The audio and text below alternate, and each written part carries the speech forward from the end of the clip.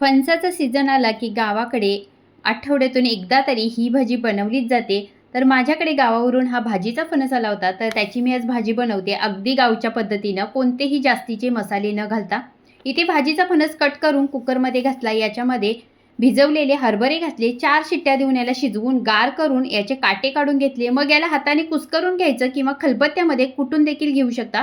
कढईमध्ये एक मोठी वाटी तेल घालायचं. या भाजीला तेल भरपूर लागतं. आता याच्यामध्ये जिरं मोहरी घालायचं. 2 उभे कट केलेले कांदे घातले आणि कांदा चांगला परतून झाल्यावर याच्यामध्ये टोमॅटो घालून तो देखील परतून घेतला. मग कढीपत्ता आणि आलं लसूण पेस्ट घातली. सगळं चांगलं परतून हळद, लाल तिखट घालून ते देखील परतून घेतलं. मग कुस्करलेला फणस घातला, चवीपुरतं मीठ आणि जे उकडून घेतलेले हरभरे होते ते देखील घालून चांगलं मिक्स करून घेतलं आणि त्याच्यानंतर झाकण ठेवून ही भाजी 5 मिनिटं वाफवून घेतली आणि कोथिंबीर घालून गरमागरम सर्व्ह केली. तुम्ही पण नक्की ट्राय करा.